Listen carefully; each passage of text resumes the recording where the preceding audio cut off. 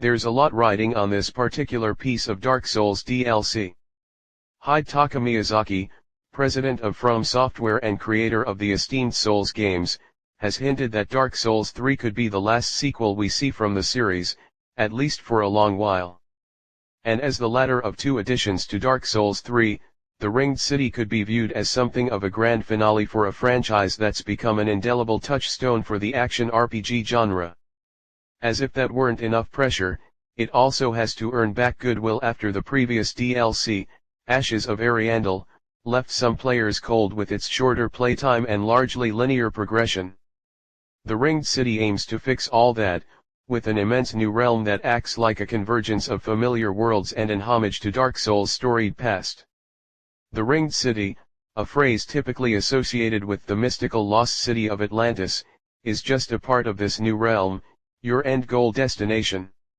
During a brief hands-on demo, I got to venture into the opening area of this new DLC, the Dreg Heap, the sprawling expanse you see in the trailer above, with crumbling ruins jutting out of mountaintops as far as the eye can see.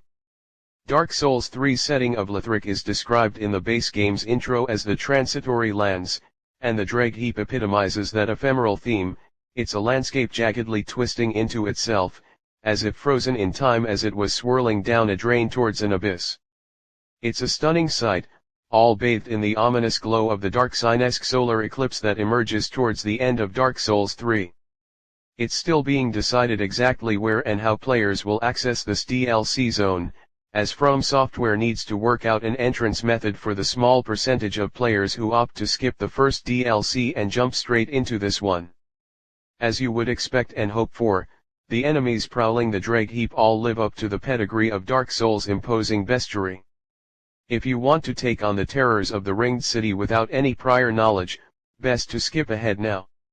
After slaying a few simple hollow soldiers near the start of the zone, you're accosted by a new adversary, a hulking brute clad in chainmail with a pot-belly gut made of bramble, a colossal scimitar-like sword, and a black hole where his face should be.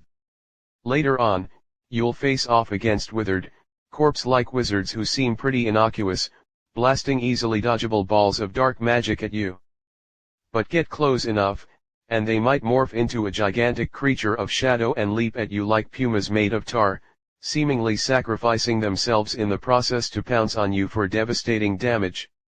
You'll also be stalked by the grotesque butterfly-winged fiend, which you catch a glimpse of in the trailer, on multiple occasions, as this recurring monster accosts you with continuous volleys of deadly bolts that force you to run for cover.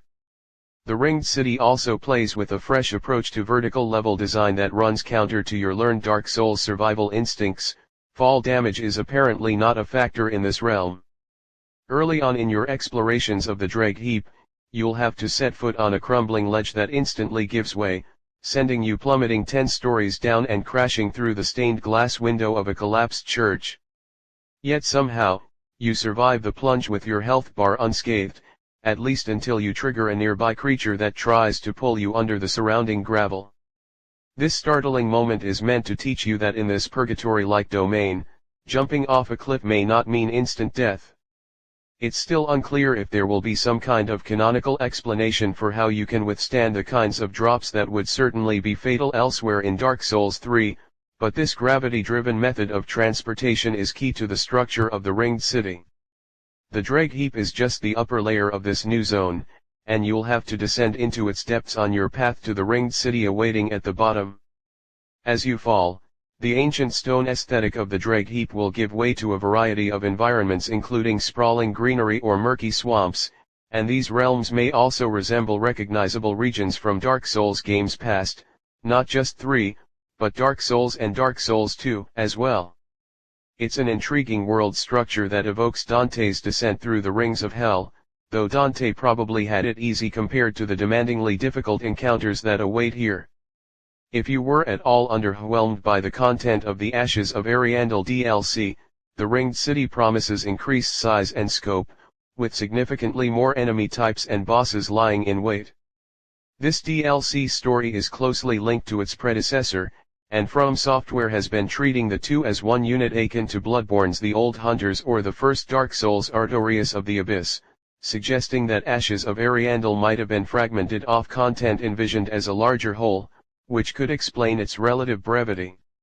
The promise that the Ringed City will tie into and tie up not just story bits from Ashes, here's to hoping we learn more about the painting woman in the cathedral attic, but the entire tapestry of Dark Souls series lore in general, is an incredibly exciting prospect for those who've lovingly fought their way through the franchise's challenges all these years.